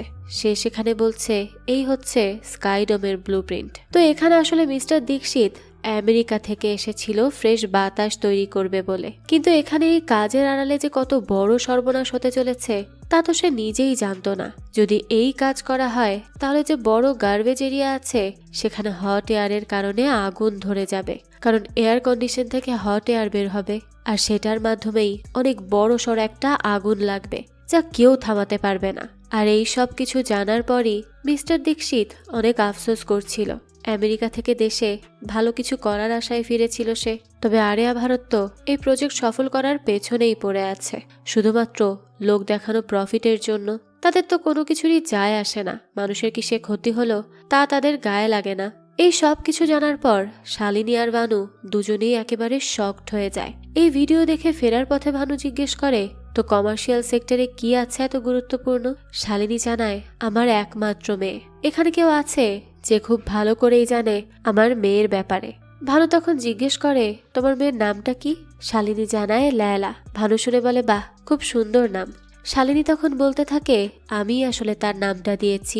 এবার দেখতে দেখতে শালিনীকে কমার্শিয়াল সেক্টরে আনে ভানু আর বলে শালিনী সাবধানে থাকবে আর জলদি ফিরে আসবে, আমি তোমার জন্য অপেক্ষা করব।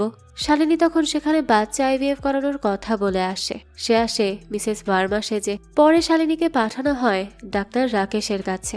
শালিনী বলতে থাকে আসলে আমি আমার এক ফ্রেন্ডের থেকে আপনার ব্যাপারে জানতে পেরেছি, শুনেছি আপনি সব দিতে পারেন, ছেলে মেয়ে সব। তো আমার একটা মেয়ে চাই, আপনি কি পারবেন তা জোগাড় করে দিতে?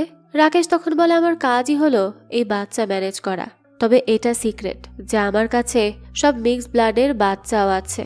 তো দেখুন এখান থেকে কোন বাচ্চা আপনার পছন্দ হয়। শালিনী তখন দেখতে থাকে যে সেখানে অনেক বাচ্চাদের খাঁচায় বন্দি করে রাখা হয়েছে, তার মধ্যে রূপও আছে। শালিনী রূপকে দেখা মাত্রই বলে সে তাকে নিবে, কিন্তু রাকেশ বলে তাকে তো দেওয়া যাবে না, তাকে বিক্রি করা হয়ে গেছে, তাকে দিতে পারবো না। শালিনী তখন বলে আমার যে এই বয়সী মেয়েই লাগবে, পারবেন দিতে? রাকেশ বলে পারবো, কারণ আমার কাছে পুরো আরিয়া ভারতের বাচ্চাদের লিস্ট আছে, যাকে চাই তাকেই পেয়ে যাবে। শালিনী তখন জানতে পারে এরা আসলে বাচ্চাদের লিস্ট রাখে, আর যদি তাদের কেউ পছন্দ করে কিনে নেয় তাহলে এরা সেই মা বাবার থেকে জোর জবরদস্তি করে তুলে আনে বাচ্চাকে আর পরবর্তীতে তাকে বিক্রি করে দেয়। শালিনী তখন সেই লিস্ট দেখে তার মেয়ে লায়লাকে খুঁজে বের করার চেষ্টা করে, তাই সে বুদ্ধি করে মাছের পটটা ফেলে দেয়। রাকেশ তখন মাছ খুঁজতে ব্যস্ত হয়ে পড়ে আর এই সুযোগে শালিনী সার্চ করে লায়লাকে। সে সার্চ করে দেখতে পায় যে লায়লা মারা গেছে। এটা দেখেই তো তার বুকের মধ্যে মোচড় দিয়ে ওঠে। আর সেই সময় রাকেশ বলে এই কে তুই? শালিনী রেগে মেগে রাকেশকে ধরে বলে শয়তান, তুই আমার মেয়েকে খুন করে ফেলেছিস, আমি তোকে ছাড়বো না। কিভাবে একটা বাচ্চার প্রাণ নিলি তুই? তো এখন শালিনী কিছু করবে তার আগেই তাকে আবারও আরিয়া ভারত থেকে সেই মহিলা আশ্রমের লোকেরা এসে ধরে নিয়ে যায়। ভানু এসব দেখে খুব ভালো করেই বুঝতে পারে যে নিশ্চয়ই কোনো বিপদে পড়ে গিয়েছে শালিনী, কোনো না কোনো বোকার মতো কাজ সে করে ফেলেছে। এরপর দেখা যায় তাকে আবারও নিয়ে আসা হয় সেই গুরুমার কাছে। গুরুমা বলে তুমি কখনো তোমার বাচ্চাকে পাবে না শালিনী, তুমি যদি আমাকে বিশ্বাস করতে তাহলে আজ অন্য রকম হতো সব। তুমি তাহলে আজ আর এরকম এলোমেলো হতে না, তোমার জীবনটা এত খারাপ হতো না, সবকিছু সুন্দর মতোই থাকতো। শালিনী তখন রাগের চোটে শুধু কান্না করতে থাকে। তার তো ইচ্ছা করছিল সবকটাকে খুন করে ফেলতে, কারণ তার তো আর বেঁচে থাকার মতো আর কোনো কারণই রইল না। প্রথমে স্বামী আর এখন বাচ্চা হারানোর শোক তাকে একেবারে পাথর করে দিয়েছে। দৃশ্য পরিবর্তন হয় আর দেখা যায় ভানু রাকেশকে মেরে নিয়ে আসে একটা ময়লার স্তূপে আর তার মুখে ললিপপ ঢুকিয়ে দেয়। পরে তার লোককে বলে সে মিস্টার দীক্ষিত স্যারকে মেরেছে আর লায়লাকেও। তার খেলা শেষ, এখন সময় এসেছে মিস্টার যোশীর, তাকেও আমরা ছাড়বো না। আরিয়া ভারতের নাম মুছে তবেই আমরা ছাড়ব। এখান থেকে এটা তো স্পষ্ট যে ভানু সবার আড়ালে আরিয়া ভারতের বিরুদ্ধে কাজ করে যাচ্ছে। সে ন্যায়ের পক্ষেই কাজ করছে, কিন্তু এই ব্যাপারে কেউ জানে না। তাই হয়তোবা সে অনেকবার শালিনীকেও পালাতে দিয়েছে, আর বুঝতেও দেয়নি যে সে তাকে একভাবে হেল্পই করছে আড়ালে থেকে। অন্যদিকে দেখা যায় কালিয়ানি নামের এক মেয়ে বাচ্চা আসে ভানুর সিক্রেট জায়গায়, যেখানে সে ম্যাপ করে যে কিভাবে স্কাইডম প্রজেক্টটা নষ্ট করবে। কালিয়ানি আসতেই একজন বলে, ভানু, তোমার ক্যাপ্টেন কালিয়ানি এসেছে। ভানু তখন বলে, ক্যাপ্টেন নয়, বরং মেজর। সে হচ্ছে আমার মেজর। আমাদের বাচ্চারা হচ্ছে আমাদের সবচেয়ে বড় সৈনিক, যাদের মধ্যে সাহস রয়েছে। তো এরপর সে বলতে থাকে, বলো মেজর কালিয়ানি, কি খবর আছে আমার জন্য? কালিয়ানি তখন তাকে কানে কানে শালিনীর ব্যাপারে ইনফরমেশন দেয়। অন্যদিকে শালিনীকে শাস্তি গণাতে শুরু করে গুরুমা। শালিনী বলে, আমার প্রথম পাপ আমি অন্য কমিউনিটিতে বিয়ে করেছি, দ্বিতীয় পাপ তার বাচ্চা জন্ম দিয়েছি, তৃতীয় পাপ আমি পালিয়েছি, আর চতুর্থ পাপ হচ্ছে আমি রাকেশকে আক্রমণ করেছি। গুরুমা বলে, না না, চতুর্থ পাপ হচ্ছে তুমি আরিয়া ভারতের একজন ভালো নাগরিক রাকেশকে আক্রমণ করেছ, আর পাপ নাম্বার 5 হচ্ছে রাকেশ সিং এর অপহরণের পরিকল্পনা। সে এখন কোথায় আছে সেটা বলো। শালিনী বলে, আমি জানি না, কিন্তু আমি যদি তাকে খুঁজে পাই তাহলে আমি তাকে নিজ হাতে খুন করব, এই ব্যাপারে আমি নিশ্চিত। গুরুমা বলতে থাকে, তুমি পিউরিফিকেশনের বাইরে চলে গিয়েছো শালিনী রেজওয়ান চৌধুরী। শালিনী বলতে থাকে, হ্যাঁ, তাহলে আমাকে খুন করে ফেলো, এজন্যই তো আমাকে এখানে এনেছো, তাই না? তাহলে মারছো না কেন? গুরুমা বলে, আমি আসছি এখন। সে এরপরে এসে কথা বলে ভানুর সাথে। সে বলে, আমি বুঝতে পারছি না, শালিনী তো আমার সম্পদ, আমি যা ইচ্ছা তার সাথে তাই করতে পারি, তাহলে এরকম আদেশ কেন? ভানু বলে, আমি জানি না গুরুমা, রাও স্যারের আদেশ। তিনি বলেছেন শালিনী উনার, উনি যা ইচ্ছা তাই করবেন, তাই শালিনীকে নিয়ে যেতে হবে। আর উনি যেহেতু বলেছেন তাহলে নিশ্চয়ই কিছু ভেবে বলেছেন।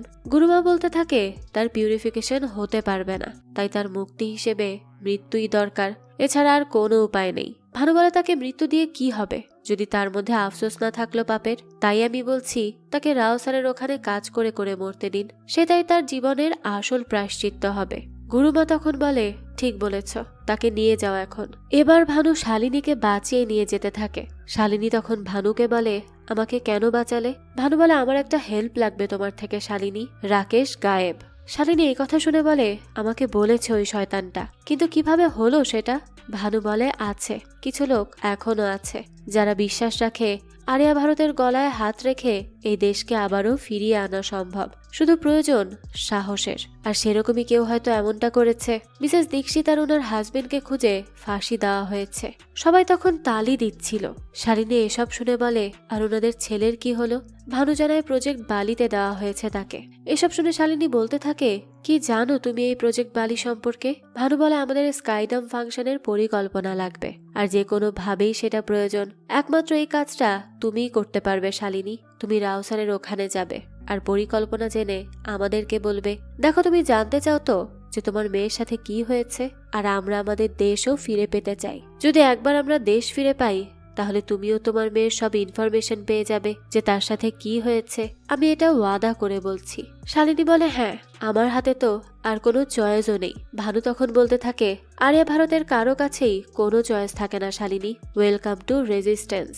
এই হচ্ছে আমাদের টিম।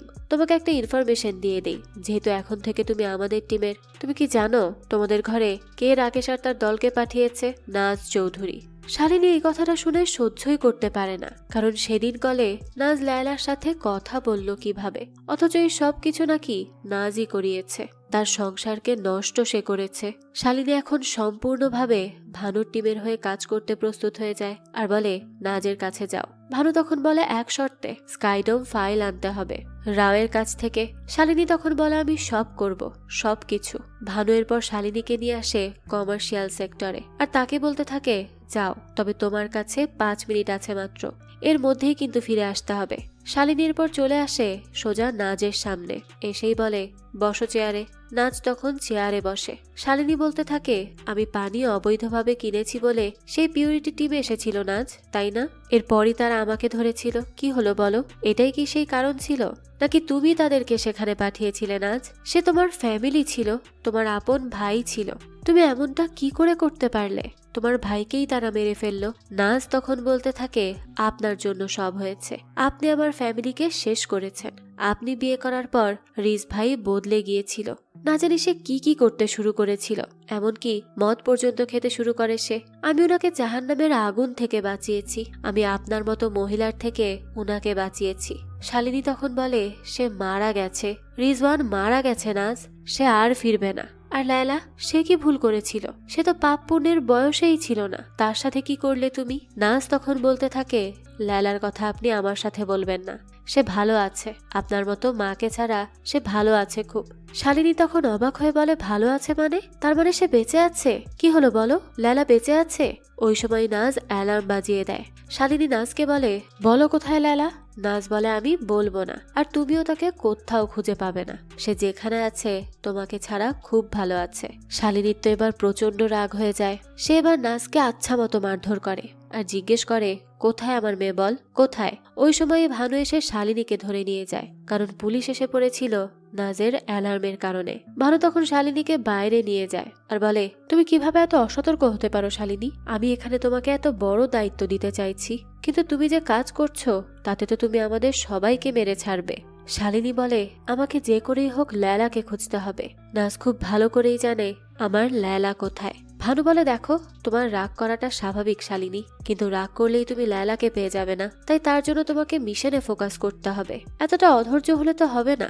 শালিনী তখন তার মতো বলতে থাকে যে, এই যে এটা হচ্ছে নাজের স্কুটার, আর আমি জানি সে যাবে লায়লার সাথে দেখা করতে, আমি এখানে জিপিএস ট্র্যাকার রাখছি, যদি সে যায় তাহলে আমরা ঠিকই জানতে পারবো যে লায়লা কোথায় আছে। ভানু বলে, আচ্ছা ঠিক আছে, এখন এখান থেকে দ্রুত চলো। তারপরে শালিনীকে নিয়ে সে চলে আসে রাওয়ের কাছে, এখানে কাজের জন্য আসে সে।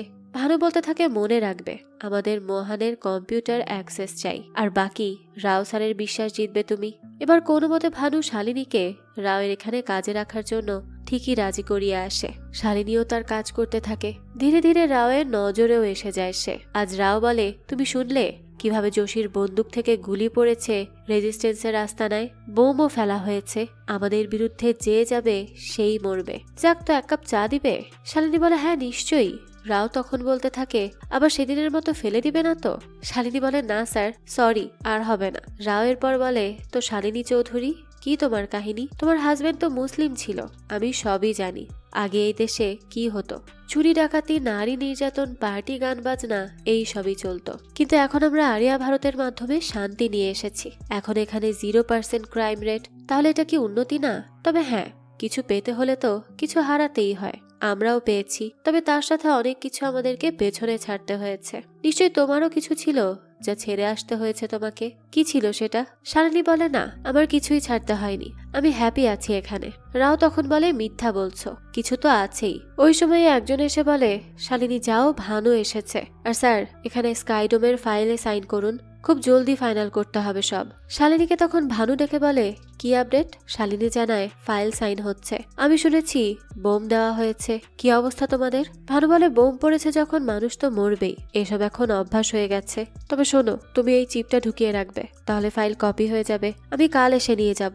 এবার রাতের বেলা দেখা যায় শালিনী রাওয়ের ঘরে যায় আর তার সাথে অনেকক্ষণ কথা বলে, আর পরে বাইরে এসে সে কম্পিউটারে সব কপি করে নেয়। পরদিন সকালেই আসে গুরুমা রাওয়ের কাছে। গুরুমাকে দেখেই শালিনী সম্মান জানায়। গুরুমা বলে, দেখলেন রাও সাহেব, আমিই তাকে এসব শিখিয়েছি, মানুষ করেছি। রাও বলে, হ্যাঁ, যাদের করা দরকার তাদের তো পারেননি। যাই হোক, আবারও ফাইল কেন ইউজ হচ্ছে, কম্পিউটার নয় কেন? গুরুমা বলে, কারণ টেরোরিস্টরা কম্পিউটার হ্যাক করতে পারে, তাই ফাইল ইউজ হচ্ছে স্যার। অন্যদিকে ভানু এসে মোহনকে বলে, স্যার শালিনীকে কিছু সময়ের জন্য নিতে হবে, কিছু সমস্যা হচ্ছে তার প্রোফাইলে, আমাকে সেটার সমাধান আগে করতে হবে, তারপর ওকে আবার ফিরিয়ে দিয়ে যাব। মোহন তখন বলে, আর তার কাজ কে করবে? আমি।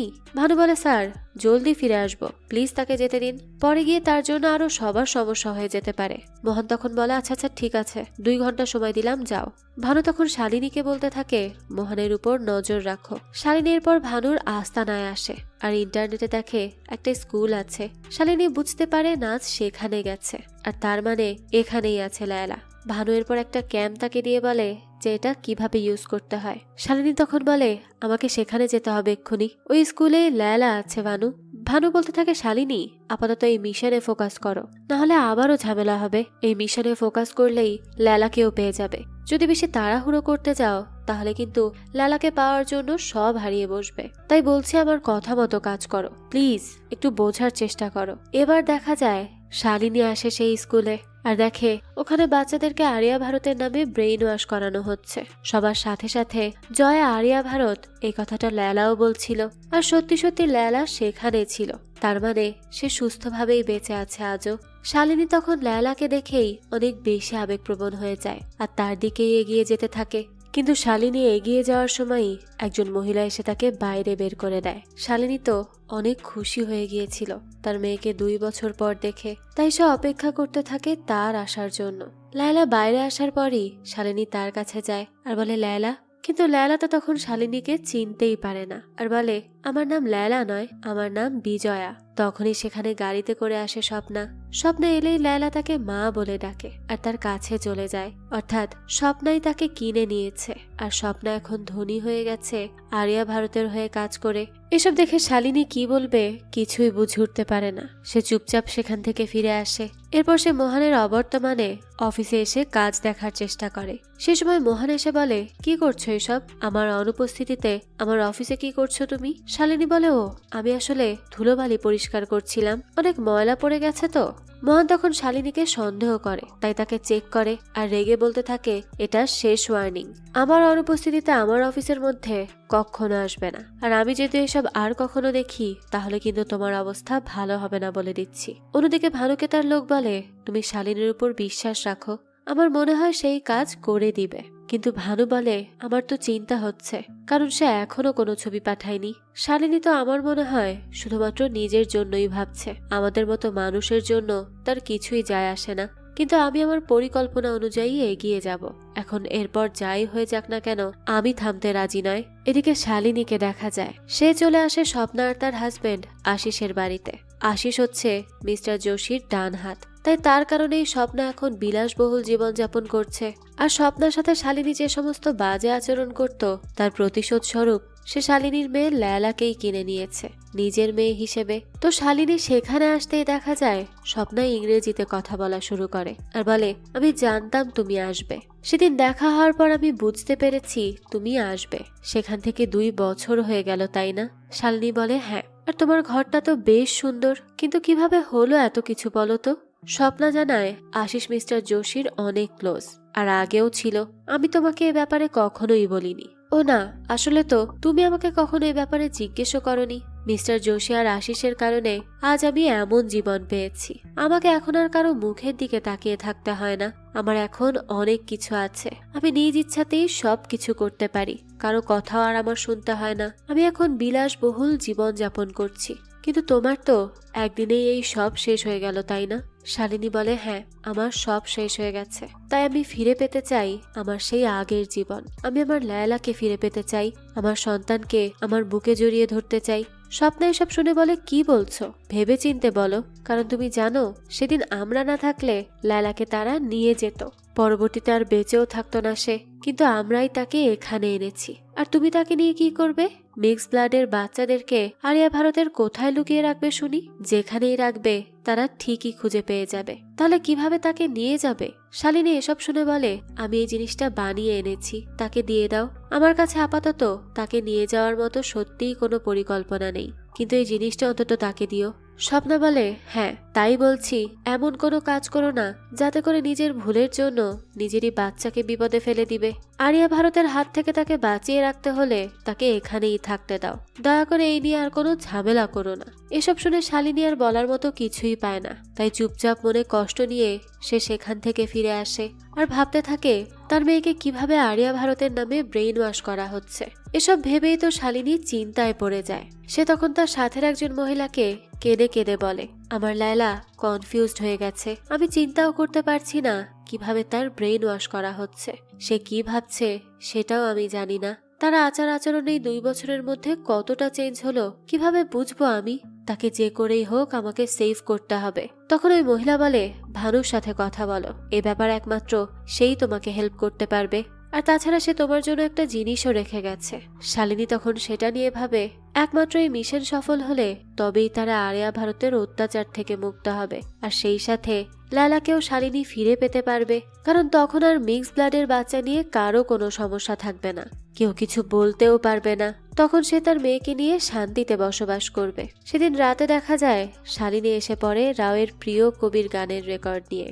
মোহন তো শালিনীকে দেখে না, কিন্তু সে বুঝতে পারে কেউ আশেপাশেই আছে, তাই সে খুঁজতে শুরু করে। ঠিক তার মধ্যেই কোনো মতে পাওয়ার কাট করে শালিনী সুযোগ বুঝে চলে আসে মোহনের অফিসে, আর এসে অ্যাক্সেস দিতে থাকে ভানুদের। কিছুক্ষণ পরই দেখা যায় কারেন্ট চলে আসে, আর তাকে হাতে নাতে ধরে ফেলে আশিস। সেই সময় মোহন এসে জিজ্ঞেস করে, কি ব্যাপার, কি করছিলে এখানে? শালিনী বলে, কোথায়, কিছুই না, আমি আমার কাজ করছিলাম, ফ্লোর ক্লিন করছিলাম। মোহন বলে, কি অন্ধকারে ফ্লোর ক্লিন করছিলে? এটাও আমাদেরকে বিশ্বাস করতে বলছো? এরপরই সে আশিসকে জিজ্ঞেস করে, তুমি এসে কি দেখেছিলে বলো তো? আশিস বলে, আমি দেখেছি সে দাঁড়িয়েছিল। মোহন তখন বলতে থাকে, আমি আসলে এই মহিলাকে একদমই বিশ্বাস করি না, তাই তাকে আমি আসল জায়গায় ফেরত পাঠাবো। আমি আইআরকে কল করছি, এক্ষুনি তুলে নিয়ে শিক্ষা দিবে, তাহলেই সবকিছু ঠিক হবে। আশিস তখন বলে, থাক ছেড়ে দিন স্যার, সে এসবেও ভালো হবে না, তাই এসব করে কোনো লাভ নেই। তাকে বরং আপনি কাজ থেকে ফায়ার করে দিন, সেটাই আরো বেশি ভালো হবে, কোনো ঝামেলাও থাকবে না। মোহন তখন এসব শুনে বলে, ঠিক আছে তাই করব। এরপরই সে শালিনীকে বলে, যাও নিজের ব্যাগ প্যাক করে এক্ষুনি বেরিয়ে যাও। শালিনী তখন কি আর করবে, চুপচাপ বাইরে চলে আসে। তখনই আশিস এসে বলে, শালিনী ম্যাডাম, আপনাকে আমি আজ বাঁচিয়েছি স্বপ্নার জন্য, তাই বলছি আমাদের বাড়ির আশেপাশেও আসবেন না। যদি আসেন আর যদি কোনো গন্ডগোল করেন তাহলে কিন্তু আমি আর ছেড়ে কথা বলবো না। আর তখন আমি আপনাকে এমন জায়গায় পাঠাবো যেখান থেকে ফিরে আসাটাও মুশকিল হয়ে যাবে। শালিনী তখন রাস্তায় দাঁড়িয়েছিল চুপচাপ। সেই সময় রাও এটা দেখে গাড়ি থামায় আর বলে, কি হয়েছে? শালিনী জানায়, মোহন স্যার আমাকে কাজ থেকে বের করে দিয়েছেন। রাও এটা শুনে অবাক হয় আর জিজ্ঞেস করে, কেন? আচ্ছা আগে ভেতরে বসো। শালিনী তখন ভেতরে গিয়ে বসে। তখন রাও বলে, আচ্ছা এখন আমাকে বলো তো কি হয়েছিল, কেন সেই রকম করলো? তোমাকে ফায়ার করার কারণটা কি? আমাকে তো জানতে হবে। শালিনী তখন জানায়, আসলে যোশী স্যারের ডান হাত আশিস, সেই আমার নামে অভিযোগ করেছে মোহন স্যারের কাছে, আমি নাকি স্যারের পেপার চুরি করার চেষ্টা করেছি। রাও তখন এটা শুনে বলে, তো তুমি কি সত্যি এই কাজ করেছিলে? শালিনী বলে, না স্যার, আমি কেন এই কাজ করব? আমি সত্যিই কিছু করিনি, আমি তো আমার কাজ করছিলাম, ক্লিনিং করছিলাম, কিন্তু উনি এসে খামোখাই আমার উপর সন্দেহ করলেন। রাও এসব শুনে বলে, আচ্ছা ঠিক আছে, তাহলে এই আশিস ভেবেছে আমার ঘরে এসে আমার এই স্টাফদের সম্পর্কে অভিযোগ করতে পারবে। এখন আমি তাকে মজা দেখাচ্ছি, তার সাহস কি করে হয় এসব করার? সে আরো বলে, আগে একটা যোশী ছিল, আর এখন তো সবাই নিজেদেরকে যোশী ভাবা শুরু করেছে, তারা ভাবছে যা ইচ্ছা তাই তারা করতে পারবে। সে বলতে থাকে, আমাদের আরিয়া ভারত কিন্তু এরকম হওয়ার কথাই ছিল না, কিভাবে যে এসব হয়ে গেল? শালিনী তখন বলতে থাকে, আমি আপনার জন্য একটা জিনিস এনেছি। রাও জিজ্ঞেস করে, কি এনেছ? শালিনী তখন জানায়, আপনার প্রিয় রেকর্ড। আসলে শালিনী রাওকে এইভাবেই হাত করার চেষ্টা করছিল, কারণ কেউ তো রাওয়ের প্রিয় জিনিস নিয়ে আজ পর্যন্ত ভাবেনি, কিন্তু শালিনী ভাবছে। সে এসব করে যাতে রাও শালিনীর প্রতি ইমপ্রেসড হয়ে যায়, আর শালিনীও তখন তার কাজটা সঠিকভাবে করতে পারে। দেখা যায় শালিনীর এই পরিকল্পনাটা সফলও হয়ে যায়, কারণ তার প্রতি যথেষ্ট ইমপ্রেস হয়েছে রাও। রাও তখন বলে, শালিনী আমার জন্য এইসব কেন করছো? আমি তার কারণ জানতে চাই, দয়া করে মিথ্যা বলবে না। শালিনী তখন বলে, আমি স্কাইডম ফাংশন যেতে চাই। রাও এটা শুনে বলে, কিন্তু কেন? শালিনী বলে, আসলে সেখানে আমার মেয়ে পারফরমেন্স করবে, আমি তাকে অনেক দিন দেখি না, তাই তাকে একটু দেখতে যাব। রাও এসব শুনে বলে, তো তাকে তোমার থেকে কেড়ে নেওয়া হয়েছে? শালিনী বলে, হ্যাঁ, সে মিক্স ব্লাড ছিল, যোশীর ডান হাত আশিসের ঘরেই সে বড় হচ্ছে। রাও বলে, বাহ, যোশী যে নিজেকে আরিয়া ভারতের গড বলে, তার নাকের নিচে মিক্স ব্লাডের বাচ্চা বড় হচ্ছে, সত্যি কিভাবে ধোকা হচ্ছে কেউ জানে না, তাই আমি নিজে তোমাকে স্কাইডম ফাংশনে নিয়ে যাব, তুমি যাবে গেস্ট অব অনার হয়ে, তুমি কোনো চিন্তা করো না। এটা শুনেই তো শালিনী ভীষণ খুশি হয়ে যায়। অন্যদিকে আশিস একজনকে কল করে বলে, আমি একটা ক্যামেরা ট্রেস করতে চাই, আর্জেন্ট। তো এই ক্যামেরাটা আসলে শালিনীকে ভানু দিয়েছিল, কিন্তু শালিনী সেদিন তাড়াহুড়োতে সেটা ফেলে যায়, যা পড়ে যায় আশিসের হাতে। পরদিনই শালিনীকে ভানু একটা পয়জন গ্যাস দিয়ে বলে, এটা কাল ফাংশনে নিয়ে যাবে, আর এটাই শেষ পদক্ষেপ। শালিনী বলে, কাল আমি ল্যালাকে উদ্ধার করতে যাব, আমি এসব করব না কাল, আর আমি কোনো টেরোরিস্ট না, আমি কেন করব এসব? ভানু তখন বলে, টেরোরিস্ট বা ফ্রিডম ফাইটারে কিচ্ছু যায় আসে না, তুমি একা নিজের জন্য লড়ছো, কিন্তু আমি সবার জন্য লড়ছি, তাই আমার কাজ যে হতেই হবে, তোমাকে এটা করতেই হবে, আর কোনো কথা হবে না। আমি দেখা করব তোমার সাথে ফাংশনে। শালিনী তখন বলে, আর ল্যালার কি হবে? ভানু জানায় তার কিচ্ছু হবে না। আর হ্যাঁ শোনো, তুমি আবার ধরা পড়ে যেও না। এই বলেই ভানু সেখান থেকে চলে যায়। অন্যদিকে শালিনীকে রাও একটা পেপার দেয়, যেখানে সে লিখে রেখেছে কাল সে কি বলবে যোশীকে। রাওয়ের কথা হচ্ছে সে যোশীর নাকের নিচে মিক্স ব্লাড বড় করার কথা জানিয়ে যোশীকে সবার সামনে লজ্জায় ফেলবে, আর সেই সুযোগটা কাজে লাগিয়ে চিফ হয়ে যাবে এই আরিয়া ভারতের। শালিনী এই সবকিছু জেনে অনেক কাঁদতে থাকে যে সবাই সবার সুযোগের সন্ধানে আছে, তার মেয়ের তো কোনো মূল্যই নেই, কেউ তার কথা ভাবছে না। তাই সে এবার ভানুর কথা মতো কাজ শুরু করে আর চলে আসে ফাংশনে রাওয়ের সাথে। দেখা যায় যোশীর সাথে বাচ্চারাও সেখানে আসে, আর যোশীর কোলেই বসেছিল ছোট্ট লায়লা। প্রথমে সেখানে রাও উঠে যোশী আজ পর্যন্ত কি কি কাজ করেছে তা বলে প্রশংসা করে, আর তখনই সেখানে শালিনীকে ডাকা হয় মালা পরানোর জন্য। আর শালিনীর মেয়ে ল্যালার কথা বলার আগেই শালিনী যোশীকে বলে, আমার হাতে একটা বোম আছে, এটা এক ধরনের পয়জন গ্যাস, তুই আমাদেরকে মুক্তি দে আর আমার মেয়েকে ফিরিয়ে দে, নাহলে কিন্তু সব শেষ হয়ে যাবে। যোশী তখন শান্ত হয়ে বলে, আমার মনে হয় তোমার শুদ্ধিকরণ হয়নি ঠিক মতো, আমাকে তার জন্য মাফ করো, তবে চিন্তা করো না, আমি কিছুই মনে করিনি, আমি তোমাকে মাফ করে দিলাম। শালিনী তখন রেগে মেগে বলে, তুই কে আমাকে মাফ করার? আমাদের জীবন ধ্বংস করে রেখে দিয়েছিস, শয়তান একটা, আর এখন এসব বলতে আসলি? আমাকে আমার জীবন ফিরিয়ে দিবি, আর আমার ল্যালাকেও। যোশী তখন ল্যালাকে বলে, যাও বিজয়া, মায়ের কাছে যাও। শালিনী ভাবে ল্যালা তার কাছে আসবে, কিন্তু দেখা যায় ল্যালা তো যোশীর হাত ধরে থাকে আর বলে, তুমি আমার মা না, আমার মা আরিয়া ভারত।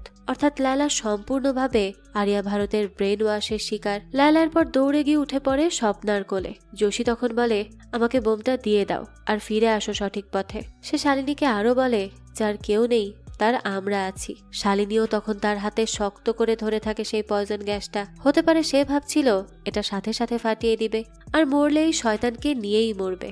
কিন্তু যোশীর মুখে তো কোনো ভয়ের ছিটে ফোটাও নেই, যেন সেই বিষয়টাকে অনেক বেশি এনজয় করছিল।